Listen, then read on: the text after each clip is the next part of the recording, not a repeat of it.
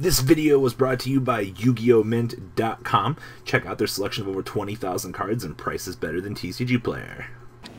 Alright, what's up YouTube, I'm Cordy. We're going to be giving you guys a little bit of a preview from our playtesting for the Blaster Blade deck. So guys, check out YugiOhMint.com down below. Without them, we wouldn't have a lot of the nice stuff that you see on this channel. So please check them out. Enter MCOL40 on checkout and get 8% off your order, which is pretty goddamn good.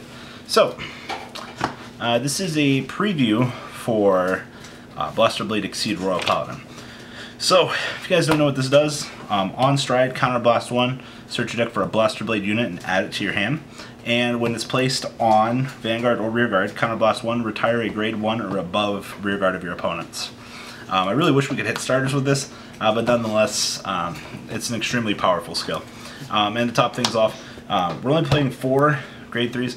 You essentially have the ability to get to Blaster Blade at any stage in the game because of this. There's so many blasters in the game itself now that having this resolve or having the amazing skill of, where'd you go, Wingle Youth? Of Wingle Youth to net off of the top 7. Blaster Blade, I mean, playing 8 viable targets, which is incredible, but best starter that they could have given these guys. Alright, we're going to go into, actually we're playing 10 targets for Blaster Blade, my bad.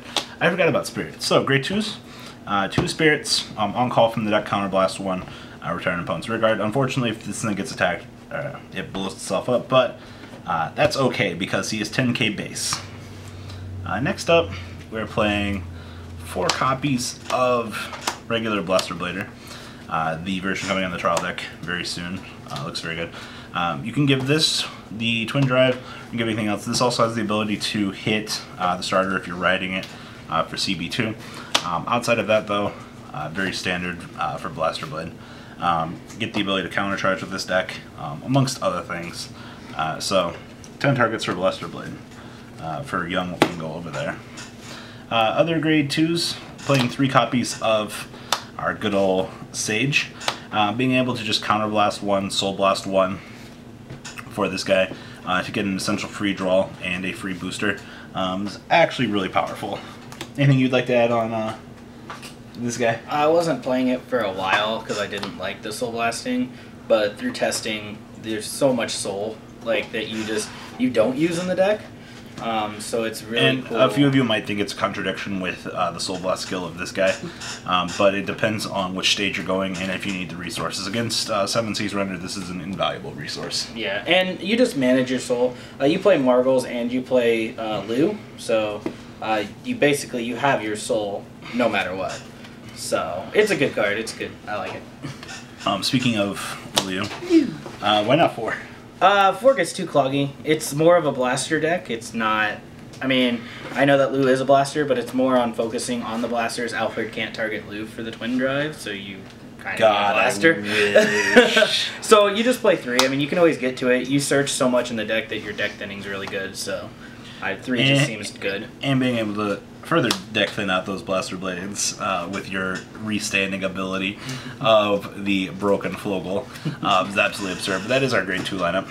Grade 1s, as we said, this is our bread and butter of the deck, being able to draw off of bet on. 3 Stride Frauders, very appropriate. 4 can get cloggy. Don't really have much of a problem striding, especially once the Wingle resolves and the use. Your grade 3 searches out your grade 3 if you need another stride fodder as well, so that's another reason you don't really need stride fodders. Yeah, you have constant Blaster Blades. 4 Unflippers, because why not? First client to have 8 Unflippers. Blaster Friend Barkle, insane. The amount of times in playtesting that you just have this with this, it's pretty damn good. So 4 of that, and then of course 4 Wingle Youth.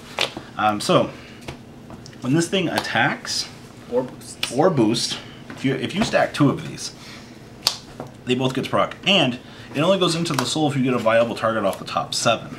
So you'll be able to reuse it. It's an extremely amazing effect. So much.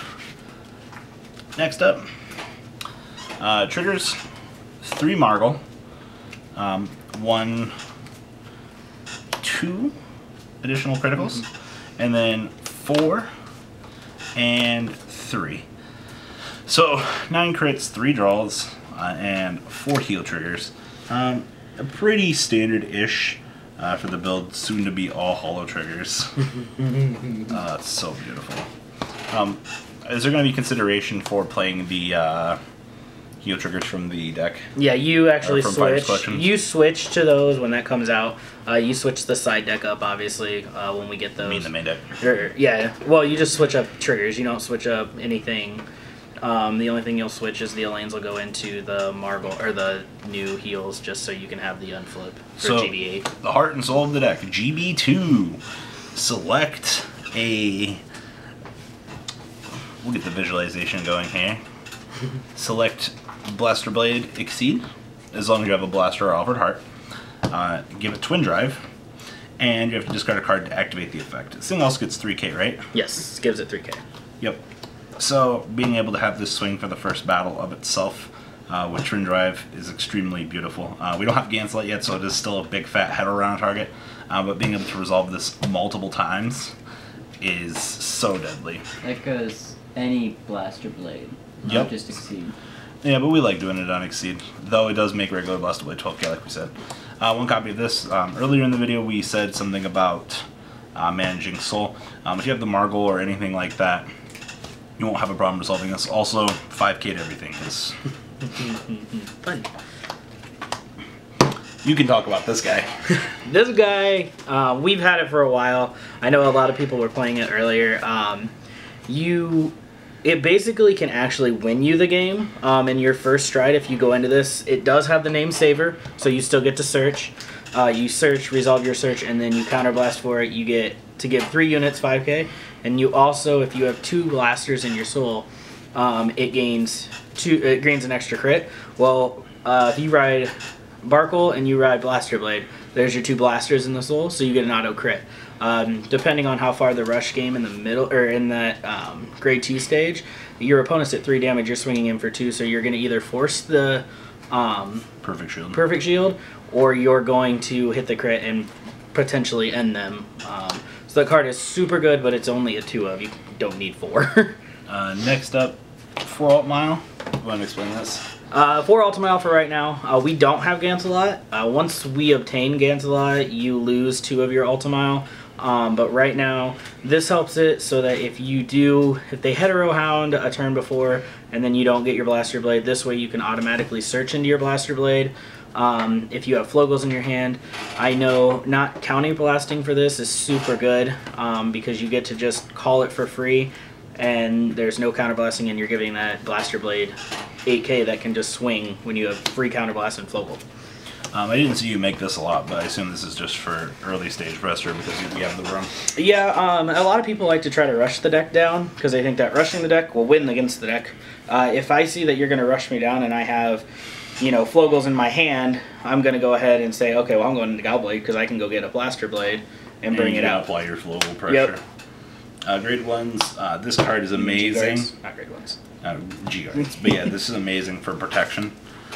When you need something on the board. So stupid. Can't believe this is so good. 2 Skittles, the weird looking dragon, and then 1 copy of the new Isolde. What do you think of this? I think it's really good. There's not many times that you get a board clear. I mean, obviously Revolution's going to clear your board, but at that stage you should have not taken enough damage, so you'll be alright. It's just kind of there to keep you in the game. Yep, because it. And as we said, we will be considering the new G Guardian when it comes out in Fighters Collection. Anything else you want to add about this in terms of playstyle? The deck's just very aggressive. Basically, it's very aggressive control based actually, because being able to do this and control your opponent's stuff while being able to burst out. It's one of the things that made Revengers such a deadly deck in the early stages, was just because of the amount of burst and control that they had, and we really get the chance to see that here with blasters. So I don't think there's anything else to really add. This deck's really straightforward. Ganslot does change the deck a lot. I mean, your quad drive every turn that you use that Ganslot, and giving your your Blaster Blades resist.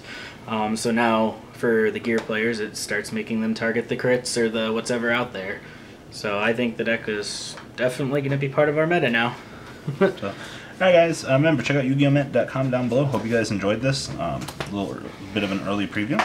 And we're out, guys. Peace.